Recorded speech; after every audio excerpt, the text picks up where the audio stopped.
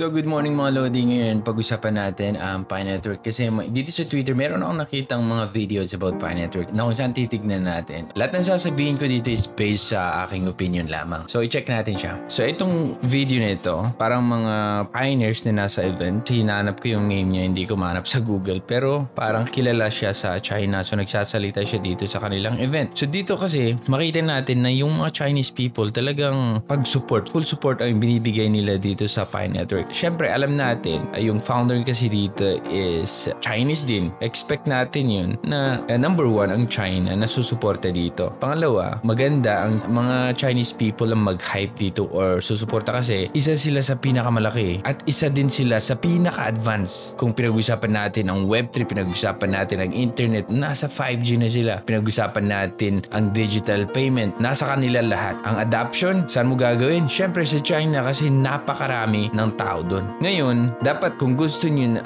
na supportan, support talaga. Katulad dito, gagawa pa talaga sila ng kanilang mga uniform para lang dito sa project na to. So, yung full support makikita mo sa kanila. Okay? So, makita mo na Pi Network talaga kasi yun, may Pi Network doon. At palaki natin para makita nyo. Ang napansin ko sa kanila, yung dedication nila eh. Laging may event na kung saan hindi mo naman siguro sabihin sa kanila yan na mga walang alam sa Web3 or mga mahirap lang yan sa China kasi hindi pwedeng mag-rent ka ng venue na ganito kung wala kang perang gagamitin. Tignan mo naman yung tao doon. Hindi ko alam kung multo, hindi sila kasali, basta nakikinood lang sila, pero maganda yan na pang-hype or para makilala ang Pi Network. Ayun akala mo nasa church sila, Pi Network na galangay doon. Okay? So, pag pinag-usapan kasi natin, minsan, dahil na sa tagal, kasi yun yung usually counter-attack ng mga iba na sasabihin nila sa atin na, ang tagal na yan, nung 2000 yan. Kailan ba nag-start ang Bitcoin? Ang tagal-tagal bago na-realize na ito pala ay blockchain or ito pala ay crypto. Meron palang pakinabang. Ngayon, eto na. Kasi, na-immune kasi tayo or ibig kong sabihin, nasanay tayo dun sa pag-crypto or blockchain pinag-usapan. Nasa exchange, bibilhin mo, mag-invest ka, ganun, tayin mong may pump or may dump, ganun lang. Yun yung nakasanayan natin kasi lahat naman tayo, karamihan sa atin is nasa crypto. So next, eto pa Pi Network, meron silang event na naman na mangyayari. Chinese people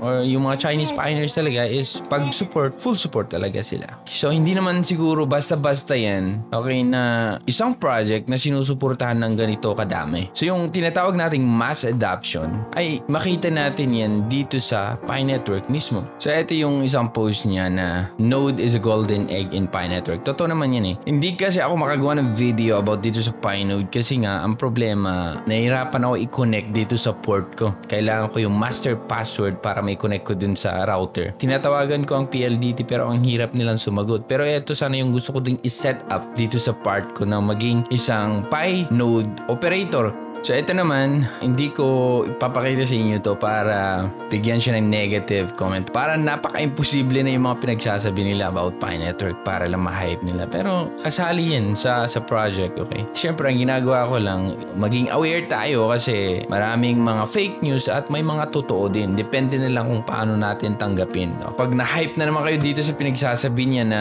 ayan nagbibilang na siya. 22 days na lang daw. Siya ang gumawa dito sa website na to. Siya din naglagay dun ng testimonials. Sabi ni Elon Musk kung ano pinagsasabi niya. Pero hayaan mo na. Yan yung gusto niya gawing content. Pero i-check lang natin pagdating ng araw. Okay? Gusto ko lang maging aware kayo na hindi lahat ng mga information about Pi Network, about mainnet ay totoo. So yun mga Lodi. Ngayon, magkakaroon tayo. Nag-text si Saldi sa akin. Pagpunta kayo dun sa page natin. Eto. Nung nakaraan, Sunday ata yung meet and greet na naset. Kaso lang binago nila, tapos yung venue na bago din para mas malapit sa lahat daw, na set na dito sa may Max Greenbelt Makati sa function hall nila doon, okay? At ang registration is 975. Dinner na yun kasama yung polo shirt at saka prizes daw. Merong mga palaro itong nag-organize dito sa November 21 yan, Monday 5 p.m. mag-start, okay? So ngayon, registration start from 4 p.m. I-PM nyo lang ang Saldi Cafeteria area para sa ibang detalye. So kita-kita tayo doon mga Lodi. So andun ako at pag-usapan natin kung ano pa yung mga ibang paraan para ma-educate natin yung mga ibang pioneers at yung mga bagong pioneers na gusto pang makiparticipate dito sa project ng Pi Network. So ayan mga Lodi, full support tayo. Let's follow Chinese people or Chinese